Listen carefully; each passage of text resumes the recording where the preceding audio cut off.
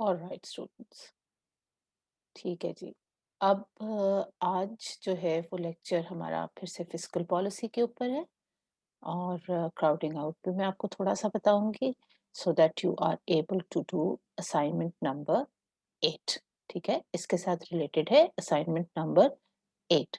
तो fiscal policy और monetary policy के बारे में हमने डिस्कशन जो है वो पिक्चर लेक्चर में शुरू की थी। उसका मैं थोड़ा-सा आपको रिकैप देना चाहती हूँ ताकि आज जब हम क्राउडिंग आउट को पढ़ें तो आपको ज़्यादा बेहतर तरीके से समझ में आए। ठीक है? अच्छा जी। तो फिस्कल अब जो मैंने पहले आपको बात बताई थी वो क्या कि फिस्कल पॉलिसी और मॉनेटरी पॉलिसी दोनों चीज़ें जो हैं वो अम, दोनों किस्म की जो पॉलिसीज़ हैं वो बेसिकली उनका मकसद वही होता है कि जो 5 ईज़ हैं उनको किसी तरीके से अटेन किया जाए। तो उनको अटेन करने 5 ईज़ को अटेन करने के लिए ये फिस्कल और मॉनेटरी पॉलिसी अडॉप्ट की जाती है। ठीक है? तो अब क्या थे 5 ईज़, ठीक है? इकोनॉमिक ग्रोथ फॉर एग्ज़ाम्पल एक वेरी इम्पोर्टेंट ऑब्जेक्टिव और गोल ऑफ मैक्रो इकोनॉमिक्स भी है और फिस्कल पॉलिसी उसका एक टूल है। तो जो टू 2 मेजर टूल्स हैं to achieve those 5 main goals of growth and equity and employment, ठीक? उसके जो गोल्स हैं वो फिस्कल और मॉनेटरी पॉलिसी दोनों है। अच्छा, अब क्या है कि फिस्कल मॉनेटरी पॉलिसी लेकिन एक चीज नहीं है, they are different from one another, ठीक? क्योंकि फिस्कल पॉलिसी जो है वो इम्प्लीमेंट करती है आपकी गवर्नमेंट, ठीक है? और जो मॉनेटरी पॉलिसी है वो आपका जो सेंट्रल बैंक है, जो कि in America it is the Federal Reserve, sometimes it is called the Fed, ठीक है? फेड जो है, फेड कुछ नहीं है, फेड बस अमेरिका का जो सेंट्रल बैंक है उसका नाम फेडरल रिजर्व है और वो हर चीज को निकनेम्स दे देते हैं अमेरिकी, तो वो उन अपने फेड सेंट्रल बैंक को फेड बोलते हैं, ठीक? इसलिए क्योंकि आप लोग कई दफ़ा जब नेट पे से चीज़ें उठा रहे होते हैं, तो समझ तो आता नहीं है कि क्या जो है वो कॉपी कर रहे हैं, वो जस्ट लाइक दैट फेड के बारे में लिखना शुरू कर देते हैं। I am not really not interested in the way the Fed operates because I don't think it's relevant in Pakistan. हम जब बात करते हैं, तो हमें हमेशा बात करनी चाहिए SBP, State Bank of Pakistan की, ठीक है? Not the Fed. So anyway, central bank कोई भी हो, whether it's the Fed in the United States or SBP, which is more relevant to us, जो स्टेट बैंक ऑफ पाकिस्तान, तो वो मॉनेटरी पॉलिसी को अडॉप्ट किस लिए करता है ताकि जो मनी मार्केट्स है, मनी मार्केट्स को स्टिम्युलेट किया जाए और एलएम कर्व जो है वो डाउनवर्ड शिफ्ट हो, देखें, एलएम कर्व डाउनवर्ड शिफ्ट। ये पता है क्यों होती है एलएम कर्व की डाउनवर्ड शिफ्ट? ये मैंने क्वेश्चन भी पूछा था आपसे और मनी जो मॉनेटरी पॉलिसी है उसमें इसको बड़ा गौर से हमने स्टडी भी किया। ये क्यों होती है शिफ्ट? वो इसलिए क्योंकि मनी डिमांड जो है वो तो है ही जब इंटरेस्ट रेट के साथ हम उसको देखेंगे तो वो डाउनवर्ड स्लोपिंग होगी, लेकिन एलएम कर्व अपवर्ड स्लोपिंग इसलिए होता है क्योंकि जो मनी सप्लाई है, मनी सप्लाई इज कांस्टेंट, ठीक है? तो इसलिए मनी डिमांड और मनी सप्लाई को की जो इक्विलिब्रियम पॉइंट्स है वो एलएम कर्व होता है। और जब मनी सप्लाई बढ़ती है, क्योंकि जब एलएम कर्व हम बनाते हैं तो हम इनिशियली एक पॉइंट के ऊपर रखते हैं मनी सप्लाई को, बिकॉज इट्स कांस्टेंट, वो चीज है जो कि डिटरमिन करता है स्टेट बैंक ऑफ पाकिस्तान, ठीक है? लेकिन अगर स्टेट बैंक जो है वो एक्सपेंशनरी मॉनेटरी पॉलिसी अडॉप्ट करे तो एलएम कर्व डाउनवर्ड शिफ्ट करेगा, एक्सपेंशनरी मॉनेटरी पॉलिसी। और ये भी मैंने बड़ी डिटेल में बताया कि एक्सपेंशनरी मॉनेटरी पॉलिसी के कौन से टूल्स होते हैं। अब ये चीजें आपने याद रखनी है। देखिए, पेपर्स में भी स्टूडेंट्स, ज्यादातर बच्चे क्या करते हैं, try to find the easy way out and conveniently जो कुछ उनको नेट के ऊपर मिलता है वो उठा के जो है वो पेपर में डाल देते हैं। बेटा, इस तरह तो फिर मार्क्स तो नहीं आएंगे। मैं मार्क्स जो है वो कल बाय द वे डिक्लेयर भी करूंगी। तो जिन बच्चों ने खुद से लिखा है, मेरे लेक्चर्स को सुना है और उससे अपने नोट्स बनाए हैं, उन्हीं के मार्क्स आएँगे, ठीक है? तो इसलिए देखिए ये लेक्चर्स मेरे सारे के सारे यूट्यूब पे अवेलेबल हैं, तो उनको जो है वो आप देख के और उसमें से नोट्स बनाया करें और सिंपल सी चीज़ है, मैंने क्वेश्चंस जो आपसे असाइनमेंट के क्वेश्चंस हैं, अगर असाइनमेंट आपने खुद से दिल से बनाई हो, तो there is no reason why कि आप एग्ज़ाम्स जो हैं वो अटेम्प्ट ना कर सकें। तो इट वेरी फ्यू स्टूडेंट्स मैंने देखा कि जिन्होंने एक्चुअली वो नज़र आ जाता है इतने साल से बंदा यही काम कर रहा है टीचिंग वाला। तो न समझ तो आ ही जाती है ना कि majority of the students hadn't even listen to my lectures. जो कुछ उनको चरबा नेट से मिलता है वो उठा के डाल देते हैं और फिर आप लोग करते ये हैं कि आप उसके अंदर जो है ना वर्ड्स चेंज ताकि प्लेजरिज्म टर्निटिव ना दिखा सके सिमिलैरिटी को खत्म करने के लिए जो है वो आप वर्ड्स चेंज कर देते हैं। अच्छा जी मुझे क्या नहीं पता इन बातों का कि आप चाइनीज के अंदर पहले ट्रांसलेट करके फिर उसको उल्टा-फुल्टा वर्ड्स को खराब कर देना ताकि सिंपली ये कि वो नॉनसेंस बन जाए और उसके बाद लेकिन वो प्लेजरिज्म के ज़ुमरे में ना आ सके और यू कांट गेट कॉट। ऐसी बात नहीं है। जिन्होंने मुझे क्लियरली नज़र आ रहा होता है ये 4-5 चीज़ें हैं और स्टूडेंट्स ने शॉर्टकट्स लिए हुए हैं। जो कि मुझे बात बिल्कुल अच्छी नहीं लगती, फिर ज़ाहिर है कि ऐसे स्टूडेंट्स को वैसे ही नंबर मिलेंगे जैसे कि आए। और ये याद रखें कि पिछली दफ़ा मैंने इस तरह के स्टूडेंट्स जिन्होंने शॉर्टकट्स लेने की कोशिश की, इधर-उधर से फ़िज़ूल चीज़ें जो है, कुछ इधर से माँगा, कुछ उधर से माँगा, इस तरह पेपर्स बच्चों ने अटेम्प्ट कर दिए। So last time when we were studying micro मैंने I was very lenient, but I am sorry I am not going to be very lenient this time. आप मेरे लेक्चर्स गौर से सुनें और इनके लेक्चर्स को देख के आप अपनी असाइनमेंट्स को वाक़ई समझ के बनाएँ, तो इंशाल्लाह आप you can get good marks, but those students who simply take stuff off the internet, do not try to understand it at all, and just try to take some shortcuts like changing of few words here and there, तो उसके बाद उनके तो I am afraid कि उनके marks तो नहीं आ सकते। ठीक है? इसलिए दोबारा से सुन लें कि ये जो है ये फिस्कल पॉलिसी और क्राउडिंग आउट की जो असाइनमेंट नंबर 8 है, ये जो मैं अब लेक्चर दे रही हूँ, ये उसके साथ रिलेटेड है, ठीक है? तो गौर से सुनिए, इन लेक्चर्स को सुन के असाइनमेंट्स जो हैं वो अटेम्प्ट करने की कोशिश किया करें। फिर इन्हीं असाइनमेंट्स को खुद से असाइनमेंट अटेम्प्ट की होगी, तो तब आप पेपर्स फाइनल एग्ज़ाम्स के पेपर्स भी सही तरह अटेम्प्ट कर सकेंगे। Right? So we are talking about fiscal policy now. और क्योंकि मैंने मॉनेटरी और फिस्कल पॉलिसी का डिफरेंस भी पूछा हुआ है क्वेश्चन नंबर 8 में, अगर आप देखें, late me show you question number assignment number 8। तो उसके अंदर मैंने आपको डिफरेंस भी पूछा हुआ है फिस्कल और मॉनेटरी पॉलिसी का, वही मैं इस वक्त आपको एक्सप्लेन कर रही हूँ। फिस्कल मॉनेटरी पॉलिसी का डिफरेंस मैंने पूछा हुआ है और आपसे कहा है कि ISLM जो ग्राफ्स हैं उनको यूज करते हुए फिस्कल और मॉनेटरी पॉलिसी का डिफरेंस बताएं। जब आप नेट से उठा के ये चीजें डाल देंगे तो वो आपको ISLM ग्राफ्स नेसेसरली नहीं दिखाएंगे, ठीक है ना? वो तो कुछ भी फिस्कल पॉलिसी के ऊपर मॉनेटरी पॉलिसी के ऊपर लिखा हुआ होगा और वो उठा के आप पेपर में डाल देंगे, बेटा उससे मार्क्स तो कम से कम नहीं मिलेंगे, क्योंकि मुझे समझ में आ जाएगा कि आपको कॉन्सेप्ट नहीं आता। I want you people to understand the concepts very well, ठीक है? So understand the concepts very well. What is the difference between fiscal and monetary policy? What is the difference between fiscal and monetary policy, और इसको आपने कैसे दिखाना है? ISLM model के through दिखाना है, ठीक है? फिस्कल और मॉनेटरी पॉलिसी को का जो डिफरेंस है वो आपने ISLM मॉडल के थ्रू दिखाना है, और इसी तरह फिस्कल पॉलिसी को एक्सप्लेन करना है through the aggregate demand equation, ठीक? से जो मैंने आपको ये अ, मैं आपको जो रीडिंग्स देती हूँ, मैं आपके लिए जो नोट्स बनाती हूँ, उनको गौर से पढ़ा करें ना। ऑलराइट।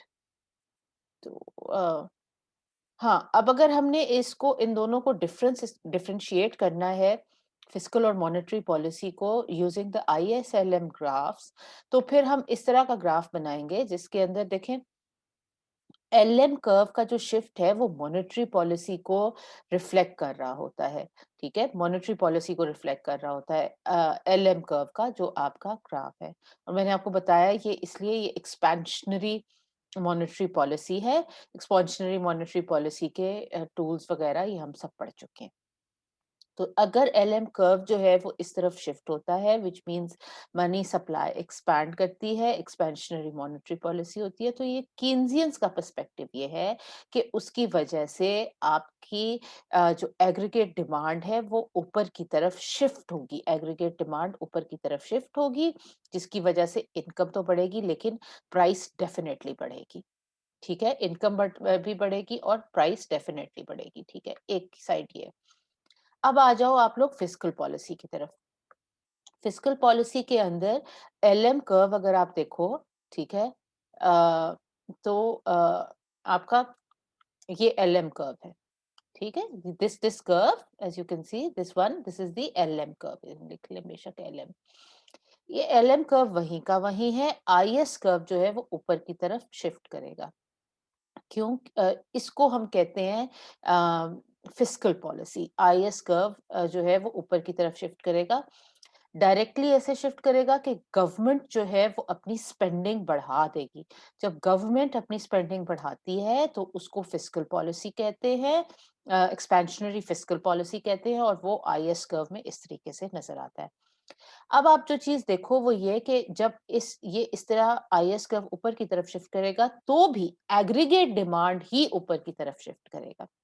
ठीक है, देखें, फिस्कल और मॉनेटरी पॉलिसी एग्रीगेट सप्लाई को कुछ भी नहीं करती। एग्रीगेट सप्लाई वैसी की वैसी रहती है। ठीक हो गया, देखो एग्रीगेट सप्लाई के अंदर कोई चेंज नहीं आता। यहाँ पे मैंने एग्रीगेट सप्लाई को जो है वो अपवर्ड जो है वो दिखाया हुआ है। ये एग्रीगेट, ये तो एलएम कर्व है और ये एग्रीगेट सप्लाई है। ऑलराइट, ये मैंने लिखा नहीं है, प्लीज इसको नोट कर लो यहाँ पे। यहाँ ये this is the LM curve and this is the aggregate supply curve. ठीक है, एग्रीगेट सप्लाई कर्व चाहे यहाँ हो चाहे यहाँ हो, हम्म, चाहे फिस्कल पॉलिसी में हो या मॉनेटरी पॉलिसी में हो, ये दोनों पॉलिसीज जो है ये एग्रीगेट सप्लाई को कुछ भी नहीं कर सकती। और दूसरी बात ये है कि ये दोनों पॉलिसीज जो हैं ये कीन्सियन पॉलिसीज हैं। ठीक है, तो कीन्सियन इकोनॉमिस्ट इनको सजेस्ट करते हैं, और कीन्सियन इकोनॉमिस्ट ये भी समझते हैं कि जो सप्लाई कर्व है, एग्रीगेट सप्लाई कर्व यहाँ दिखाया हुआ बेटा, ये एग्रीगेट सप्लाई कर्व है। सॉरी, यहाँ मैंने नहीं लिखा हुआ, आप इसको लिख लो, एग्रीगेट सप्लाई। एग्रीगेट सप्लाई जो है वो अपवर्ड स्लोपिंग है, कीन्सियंस का यही थिंकिंग है। ठीक है, तो ये जो मॉनेटरी और फिस्कल पॉलिसी है दोनों they are suggested by the Keynesian economist as against both of these. जो आपके क्लासिकल केस है, जो आपके क्लासिकल इकोनॉमिस्ट हैं, they don't agree with fiscal or monetary policy. For them, this is the situation in both the cases. For them, aggregate supply, this is aggregate supply. I'm sorry, I haven't not written it, but this is aggregate supply. For the um, classical economists who don't agree with Keynes, the aggregate supply curve is always vertical. And if it is vertical, then by means of aggregate supply or by means of aggregate demand uh, expansion, चाहे वो monetary policy से आए या वो fiscal policy से आए, देखें ये एग्रीगेट डिमांड की एक्सपेंशन है या मूविंग अपवर्ड है। तो वो कहते हैं कि वो अगर एग्रीगेट डिमांड आप इस तरह एक्सपैंड कर भी दें तो सिर्फ प्राइसेस बढ़ेंगी और उसका कोई इफेक्ट इनकम पे नहीं होगा, तो it's kind of counter productive. तो जो क्लासिकल इकोनॉमिस्ट हैं वो ना मॉनेटरी पॉलिसी के साथ एग्री करते हैं ना फिस्कल पॉलिसी के साथ एग्री करते हैं, because for them the aggregate supply curve is vertical। और जो कीन्सियंस भी हैं वो भी आप प्लीज ये बात देख लो कि कीन्सियंस भी यही कहते हैं कि जो एग्रीगेट सप्लाई कर्व है उसको आपकी मॉनेटरी और फिस्कल पॉलिसीज इफेक्ट नहीं कर रही। हम्म, ये फिस्कल पॉलिसी है, ये एग्रीगेट सप्लाई कर्व है। तो एक्सपेंशनरी फिस्कल पॉलिसी जो है वो कभी भी एग्रीगेट सप्लाई को इफेक्ट नहीं करती, एग्रीगेट डिमांड को इफेक्ट करती है, वो अपवर्ड उसका हमें एक मूवमेंट नजर आती है। ऑलराइट, अब इसको जरा हम गौर से देख लें। दूसरी चीज जो है वो देख लें कि ये तो उसकी डेफिनेशन है ना, use of government revenue which is taxes और tax cuts and expenditure to influence a country's economy. ठीक है, तो ये जो जी जब हमें नजर आता है ना, ये वाला जी बेटा, ये जी, ये जी, ये जो है this one, this is actually government revenue which it collects through taxes and the government expenditure जो कि गवर्नमेंट की स्पेंडिंग होती है। ठीक है, तो वो उसकी टैक्स कलेक्शन और उसकी स्पेंडिंग, ये है जी। ठीक है, जो जी के अंदर रिफ्लेक्ट हो रहा होता है। फिस्कल पॉलिसी, अब इसकी distinguish from monetary policy in that fiscal policy deals with taxation and government spending often administrated by government departments. ठीक है, तो आपके डिफरेंट गवर्नमेंट डिपार्टमेंट्स है, मेरे लास्ट लेक्चर में मैंने इनको बड़ा डिटेल में बताया कौन कौन से गवर्नमेंट डिपार्टमेंट्स है पाकिस्तान में जो फिस्कल पॉलिसी के साथ डील करते हैं। वो निकालो लेक्चर, उसमें से उसके नोट्स बनाओ कि कौन से गवर्नमेंट डिपार्टमेंट्स हैं पाकिस्तान में। ये याद रखो कि जो बच्चे मुझे, मैंने जो लेक्चर्स में बताया होता है आपको, एक्सप्लेनेशंस दी होती हैं, वो मेरे लेक्चर सुन के और एक्सप्लेनेशंस अगर वो लिखेंगे पेपर के अंदर, तो ऑब्वियसली सवाल जो पूछा है वो उससे रेलेवेंट एक्सप्लेनेशंस ही है ना। So take that out. देखो पिछले वाले मेरे लेक्चर में मैंने कौन से गवर्नमेंट डिपार्टमेंट्स की पर्टिकुलरली बात की थी जो कि फिस्कल पॉलिसी को मैनेज करते हैं पाकिस्तान के अंदर। यहाँ नहीं लिखा हुआ लेकिन लेक्चर में बताया था। अच्छा, अब आ जाए।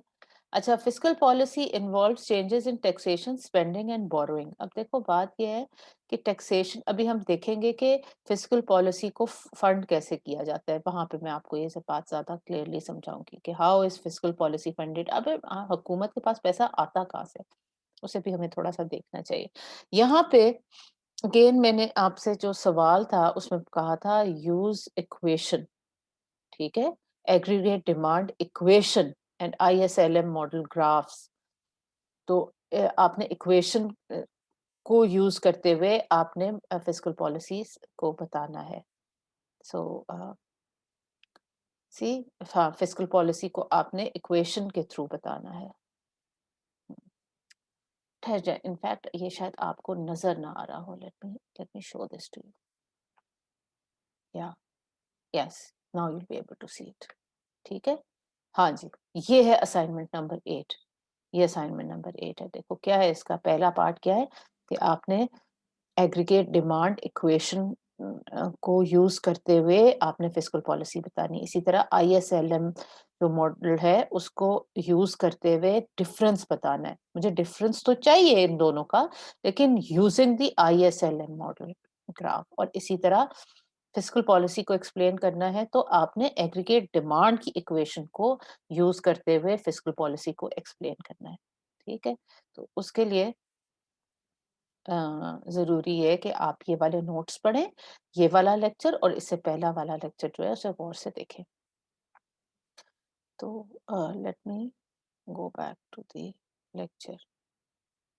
या राइट, ये जी, ये वही इक्वेशन मैंने कहा था एग्रीगेट डिमांड की, बड़ी इंपॉर्टेंट है। इसको एग्रीगेट डिमांड भी आप लोग कह सकते हो, एक्सपेंडिचर भी कह सकते हो और इनकम भी कह सकते हो। ठीक है, लेकिन एग्रीगेट डिमांड के ये कंपोनेंट्स हैं।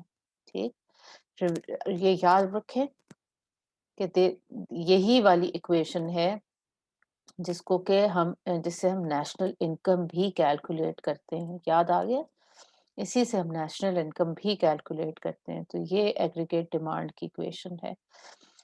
अब एग्रीगेट डिमांड की जो इक्वेशन है उसमें क्या है, कंजम्पशन, इन्वेस्टमेंट, गवर्नमेंट स्पेंडिंग और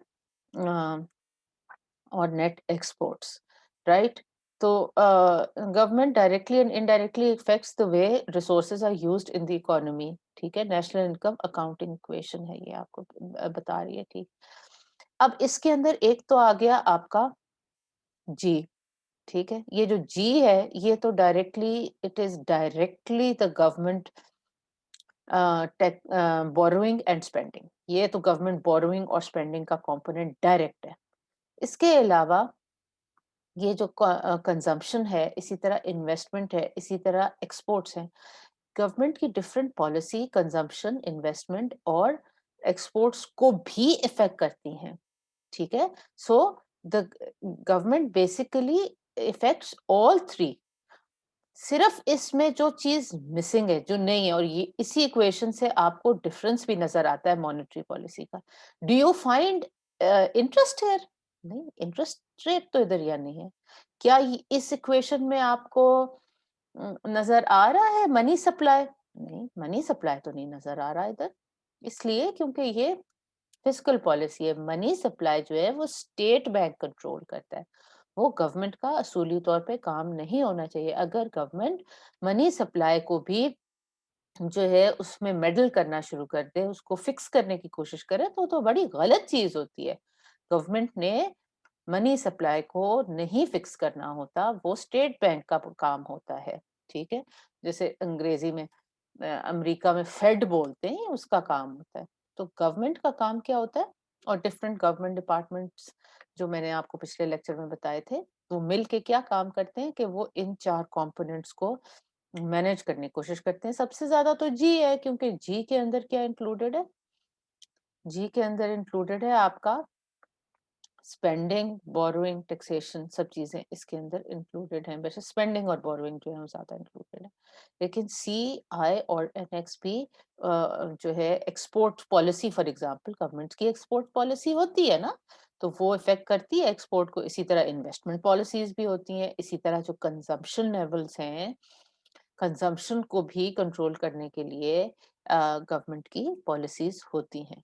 और जैसे अभी हम इसको बाद में डिटेल में भी देखेंगे, जो आपकी फॉरेन एक्सचेंज की पॉलिसीज होती हैं, वो एनएक्स को, आई को, इवन कंजम्पशन को इफेक्ट करती हैं। तो गवर्नमेंट वो फॉरेन एक्सचेंज पॉलिसीज भी तो बनाती है ना। तो it shows that government affects economic activity, controlling G directly and influencing C, I and NX indirectly. तो इसको डायरेक्टली नहीं करती, बल्कि इनडायरेक्टली जो है वो डील करती है गवर्नमेंट। सी, आई और एनएक्स को, जी को डायरेक्टली डील करती है through changes in tax transfers and spending. इन तीनों को चेंज करती है। और पॉलिसीज भी होती हैं, गवर्नमेंट की पॉलिसीज भी होती हैं जो कि इन बाकी तीनों कंपोनेंट्स को इफेक्ट करती हैं। So basically it's a very powerful tool. Fiscal policy is a very powerful tool, not only because it influences G, but it also influences C plus influences consumption, investment, mm, and your exports. ठीक, इसकी मैंने एक थोड़ी सी history लिखी हुई है, just like that. अगर आप इसको पढ़ के, it's interesting. So for those of you who can read it, आप इसको थोड़ा सा पढ़ें कि मतलब ये शुरू कहाँ से हुई थी। फिस्कल और मॉनेटरी पॉलिसी एक्चुअली डिप्रेशन के दौर में यूरोप में जो था वो फिस्कल पॉलिसी जो है, फिस्कल और मॉनेटरी पॉलिसी का कॉन्सेप्ट कीन्स ने दिया था आफ्टर द ग्रेट डिप्रेशन। क्योंकि वो कहता था कि ये जो डिप्रेशन का टाइम है, उसमें लोगों के पास मतलब एक्सपेंशन की बहुत ज्यादा पॉसिबिलिटीज हैं शॉर्ट रन में।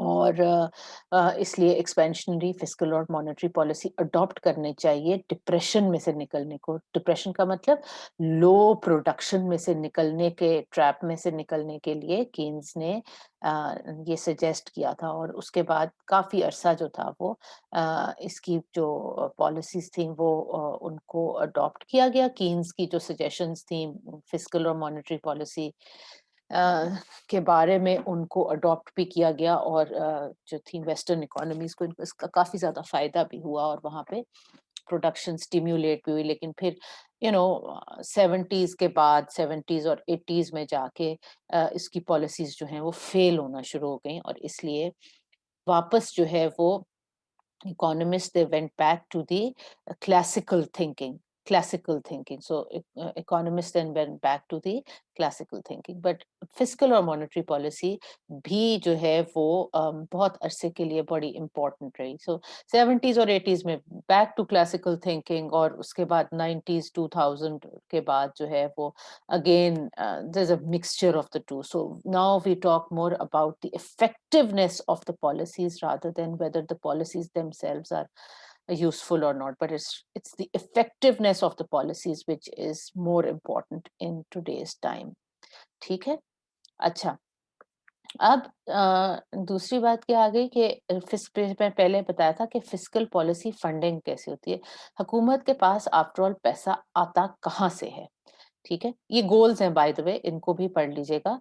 लेट्स सी कि क्या गोल्स. यस, जो मैंने गोल्स ऑफ फिस्कल पॉलिसी जो है वो असाइनमेंट नंबर 8 का सेकंड पार्ट है, goals of fiscal policy and the extent to which these goals have been achieved in Pakistan. ये तो मैं constantly आपसे मैं चाहती हूँ कि आप लोग जरा थोड़ी थिंकिंग करें. गोल्स तो मैंने यहाँ पे लिख दिए हैं. वो 5 ईज वाला सवाल तो आप लोगों ने अटेम्प्ट किया था ना. यहाँ मैंने बताया था ना 5 ईज के कि कुछ किसी हद तक ये गोल्स क्यों नहीं अचीव हुए पाकिस्तान में. ठीक है. और इसी तरह saving investment, this you can read up also that why saving and investment. इसका वैसे by the way मैं रीजन आपको दूंगी. ये जो देखें ये गोल्स हैं. सो पार्ट 2 को जब आप आंसर करोगे तो इन गोल्स को भी पढ़ो, थोड़ा सा 5 ईज को भी दोबारा से एक्सप्लेन कर दो, बाकी चीजें भी बताई हैं. कौन से गोल्स बताए हुए. Encouraging saving and investment. ठीक है. Provision of public goods, income distribution, checking sectoral imbalances ताकि sectors like agriculture they tend to stay behind, तो उसको चेक करने के लिए फिस्कल पॉलिसी यूज होती है, और बिजनेस ग्रोथ के लिए भी फिस्कल पॉलिसीज यूज होती है. और ये पावर्टी रिडक्शन के लिए भी फिस्कल पॉलिसी यूज होती है. हेल्थ केयर, सोशल प्रोटेक्शन और एजुकेशन प्रोवाइड करने के लिए भी. जब अगर हुकूमत ने ये चीजें प्रोवाइड करनी है तो जाहिर है कि उसको अपनी एक प्रेजेंस उसकी होती है. हुकूमत की एक पास पैसा होना चाहिए, जो कि पैसा फिर वो हेल्थ केयर, सोशल प्रोटेक्शन और एजुकेशन पे लगाए. और उसके साथ साथ वो उस किस्म की फिस्कल पॉलिसी अडॉप्ट करती है, इस तरह की बोरोइंग और स्पेंडिंग करती है जिससे कि सेविंग और इन्वेस्टमेंट भी साथ साथ इंक्रीज हो, पब्लिक गुड्स की प्रोविजन हो, इनकम डिस्ट्रीब्यूशन हो. ठीक है. टैक्सेशन की वजह से इनकम डिस्ट्रीब्यूशन, कुछ लोग बहुत अमीर कुछ बहुत गरीब ना हो, वो भी एक फिस्कल पॉलिसी का गोल होना चाहिए. अब उसके बाद ये गोल्स क्यों ना अचीव हो सके, वो देखो, वो जो प्रॉब्लम्स ऑफ फिस्कल पॉलिसी है, यहाँ पे मैंने इसके आंसर्स लिखे हुए हैं कि क्यों ना अचीव हो सके. ठीक है. ये developing countries, Pakistan is also developing, Pakistan is also a developing country. So ये जो प्रॉब्लम्स हैं, यही वो प्रॉब्लम्स हैं जिसकी वजह से इवन पाकिस्तान के अंदर अचीव नहीं हो सके ये गोल्स. कंप्लीटली अचीव नहीं हो सके ये गोल्स. ये वाले जो गोल्स, यहाँ मैंने गोल्स लिख दिए और यहाँ मैंने लिख दी प्रॉब्लम्स. ये मैंने प्रॉब्लम्स, और यही प्रॉब्लम्स पाकिस्तान के अंदर भी हैं. ठीक है. अम, यही प्रॉब्लम्स पाकिस्तान के अंदर भी. इनको भी तो थोड़ा सा हम देख लेते हैं फिर बाद में. राइट. अच्छा, अब ये है कि आपने फिस्कल पॉलिसी की फंडिंग कैसे की जाती है. टैक्सेशन से, बोरोइंग से. उसके बाद अगर कोई जो है आपके पिछले पीरियड से रखे हुए हैं, मतलब किसी भी हुकूमत का एक तो करंट ईयर होता है ना, कई कुछ उसके रिजर्व्स भी होते हैं जो कि फॉरेन एक्सचेंज के फॉर्म में या दूसरी फॉर्म्स में उसके पास कुछ उसके फिस्कल रिजर्व्स मौजूद होते हैं. ठीक है. जो एक्सपोर्ट किया होता है, नेट एक्सपोर्ट सरप्लस. ठीक है. एक्सपोर्ट माइनस इंपोर्ट्स का जो सरप्लस होता है, यूजुअली तो इस तरह के सरप्लसेस नहीं होते, बट कभी कभी सरप्लसेस होते भी हैं, but that's not very common. इसी तरह जो आपके एसेट्स वगैरह हैं, लैंड के एसेट है, फॉर एग्जांपल गवर्नमेंट लैंड, वो भी कई दफा सेल करके गवर्नमेंट अपने लिए रेवेन्यू क्रिएट करता है। लेकिन ये जो आखिरी दोनों सोर्सेज़ हैं फंडिंग के, they are not very common. What is more common is taxation and borrowing. तो first 2 sources generate the most funds. Taxation is unpopular. Taxation का मसला ये है कि जब आप लोगों से पैसा लेते हैं, तो ज़ाहिर है कि वो कोई लोग खुशी-खुशी तो पैसा नहीं ना देते। और दूसरी चीज़ क्या है, and securities require payment of interest. अब ये जो बोरोइंग है ना, पहला पार्ट टैक्सेशन का, ठीक है जी, टैक्सेशन तो बहुत अच्छा है, रेवेन्यू कलेक्शन जो है वो दैट्स अ गुड थिंग, लेकिन ऑब्वियसली टैक्सेशन के नुकसानात भी तो हैं ना, लोगों को तो टैक्सेशन, पहली बात तो ये है कि टैक्सेशन इज़ अनपॉपुलर, और दूसरा चीज़ ये है कि टैक्सेशन की वजह से there is a disincentive to work. भई जब आपने जो पैसा आप कमा रहे हो, वो आपसे हुकूमत जो है वो ले जाएगी, और अगर ख़ास तौर पे अगर लोगों को लगेगा कि वो उनके फलाह पे इस्तेमाल नहीं हो रहा, तो लोग टैक्सेस देने को अवॉइड करेंगे और उसको बुरा समझेंगे टैक्सेशन को। और दूसरी बात, दूसरी चीज़ किस तरीके से वो गवर्नमेंट अपने फंडिंग हासिल करती है, बोरोइंग से, ठीक है? Government securities. अब ये गवर्नमेंट सिक्योरिटीज़, याद रखो कि गवर्नमेंट सिक्योरिटीज़ सिर्फ़ एक दफ़ा इश्यू करती है। इसके ऊपर इंटरेस्ट जो है वो फिर देना पड़ता है। ये गवर्नमेंट सिक्योरिटीज इशू ज़रूर करती है गवर्नमेंट, इनकी ट्रेडिंग जो है और इसको मॉनिटर करना, वो सारा मॉनेटरी पॉलिसी का काम है। गवर्नमेंट को तो पैसा चाहिए, इस वजह से वो गवर्नमेंट सिक्योरिटीज इशू करती है, और इन पे उसको देना पड़ता है इंटरेस्ट। ठीक है? ये जो हैं ये बॉन्ड्स होते हैं, गवर्नमेंट सिक्योरिटीज़ का वर्ड मैंने इसलिए यूज़ किया है, अमेरिका में गवर्नमेंट सिक्योरिटीज़ को ट्रेज़री बिल्स कहा जाता है।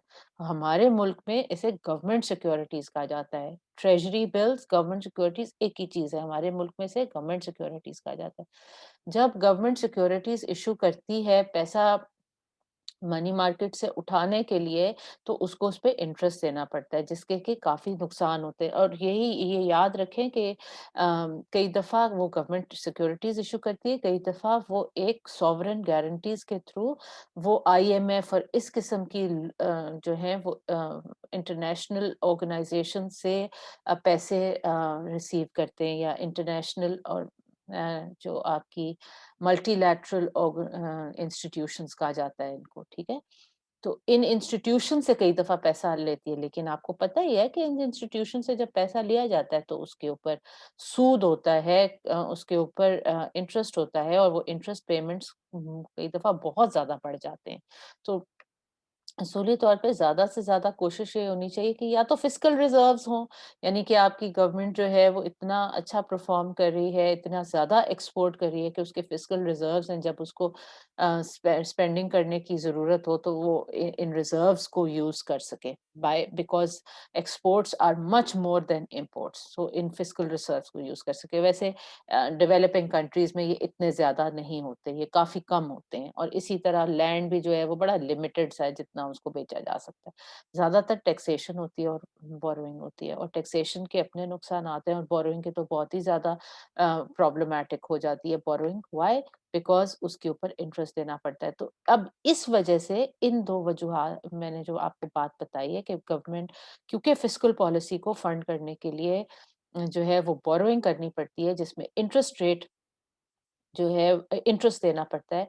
इसलिए ये सबसे बड़ा मसला बन जाता है, why the fiscal policy is unable to achieve its many objectives. So these जो मैंने आपको प्रॉब्लम्स बताए, they are not they are so सिर्फ ये कि पाकिस्तान में नहीं, ये तकरीबन सारी डेवलपिंग कंट्रीज़ का यही मसला है।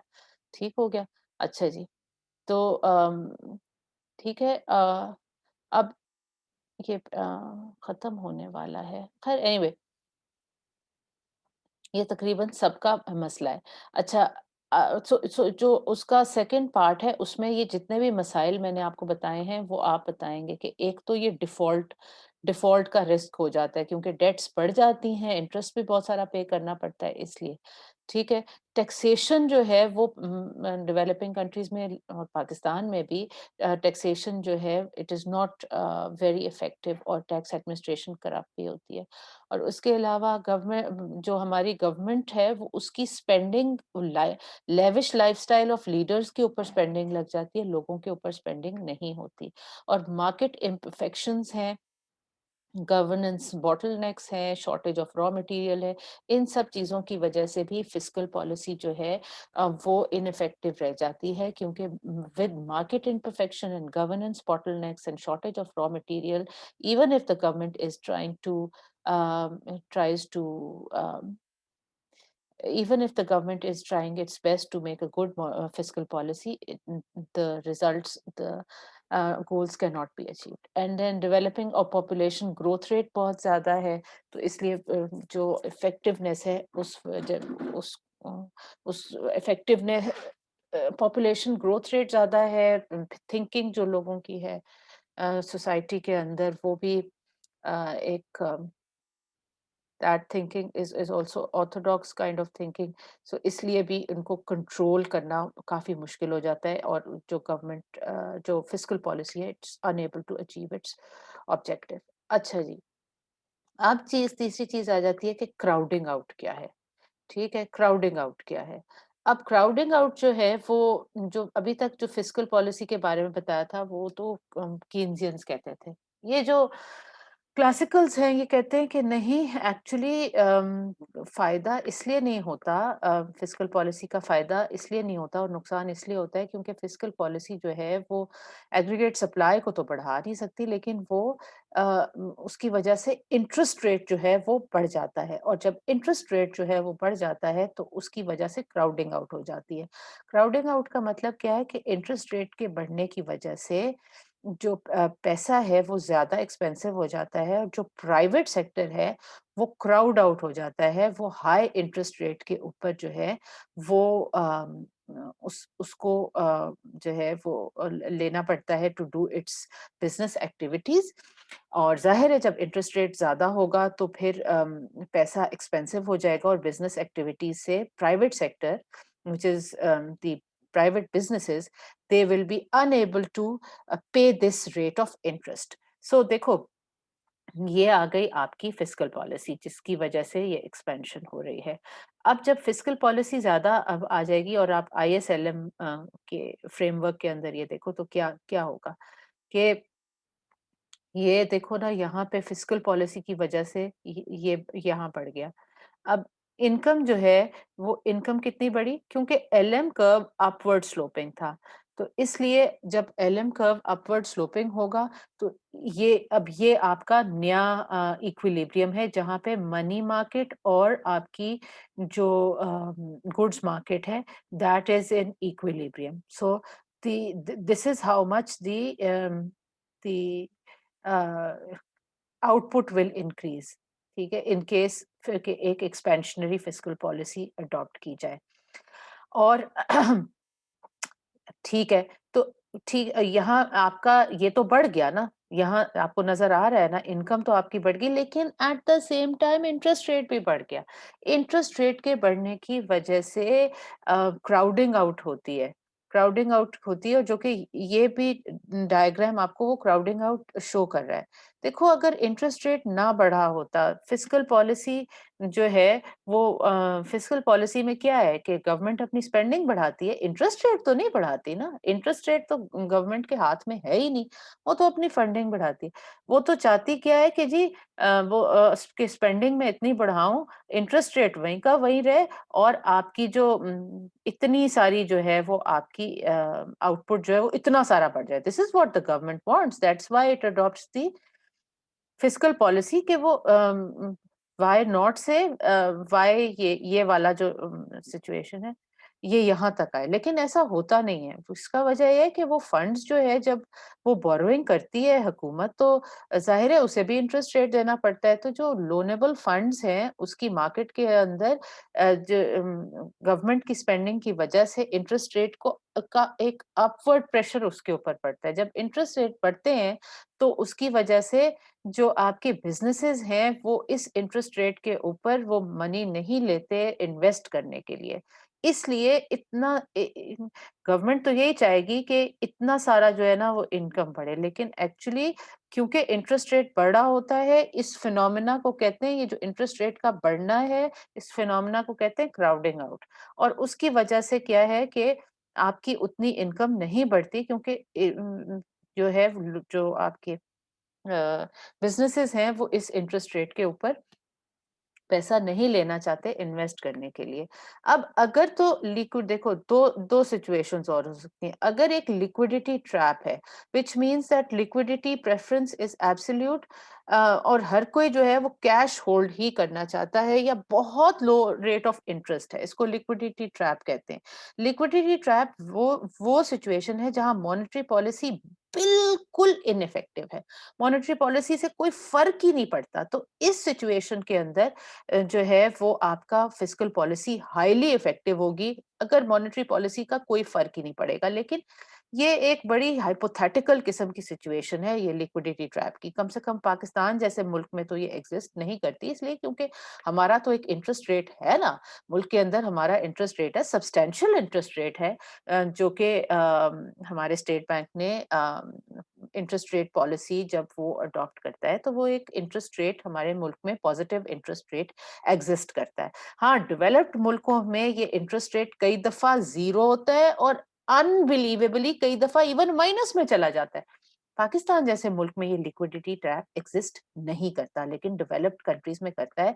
तो वहां पे फिस्कल पॉलिसी काफी इफेक्टिव हो सकती है क्योंकि मॉनेटरी पॉलिसी बिल्कुल ज़ीरो होती है, बिल्कुल। और वो जो है वो लिक्विडिटी ट्रैप होता है वहां पे। In developed countries, in developing countries we have a positive interest rate, so this situation usually doesn't exist. दूसरी सिचुएशन वो है जो कि क्लासिकल्स सजेस्ट करते हैं, और वो क्या कि एलएम कर्व अगर आपने बनाना ही है तो एलएम कर्व ऐसा नहीं होगा अपवर्ड स्लोपिंग, वो होगा बिल्कुल स्ट्रेट। बिल्कुल जैसे जैसे कि शेप होती है एग्रीगेट सप्लाई कर्व की, वो कहते हैं एलएम कर्व भी बिल्कुल स्ट्रेट है, व्हिच मींस कि अगर जो है वो आईएस में शिफ्ट आएगी भी तो फुल क्राउडिंग आउट होगी, उससे सिर्फ नुकसान होगा, बिजनेसेस इन्वेस्ट करना छोड़ देंगे। और इसलिए हुकूमत का साइज मिनिमम होना चाहिए, छोटे से छोटा होना चाहिए, ताकि इंटरेस्ट रेट जो है वो मिनिमम रखा जा सके, जिस इंटरेस्ट रेट के ऊपर बिजनेसेस ज्यादा से ज्यादा जो है वो प्रोडक्शन करें, जिसकी वजह से बेसिकली इनकम बढ़ती है। जब प्रोडक्शन बढ़ती है बिजनेसेस से प्रोडक्शन बढ़ती है, ये कहना है जो है वो आपके the classical say that, but in Pakistan the situation is somewhere in between the two, और ये situation exist करती है। कुछ हद तक crowding out तो जरूरी है, और पाकिस्तान के अंदर effectiveness जो पॉलिसी की है, फिस्कल पॉलिसी की effectiveness तभी मुमकिन है जब इन मसाइल को हल किया जाए, इन मसाइल को हल किया जाए। ठीक है, पाकिस्तान के अंदर एक्चुअली सिचुएशन तकरीबन ऐसी ही है। This is the situation, we are neither in liquidity trap nor there is complete crowding out, right? Both those situations, this is the actual situation, that partly there is this crowding out, but partly there can be an increase in government in output if there is good fiscal policy. And in order to have good fiscal policy, remember, these are the problems which countries like Pakistan must address in order to make this fiscal policy more effective. Because as I said, there is neither the liquidity trap, which is going to be liquidity trap where the interest rate does not change at all, so monetary policy is ineffective. Now this is going to end. Yeah, हमारे पास right now the जो students हैं, मैंने आपकी attendance mark कर ली है. Thank you very much. Okay, so inshallah we will be looking at your results tomorrow, और फिर मैं आपको assignment number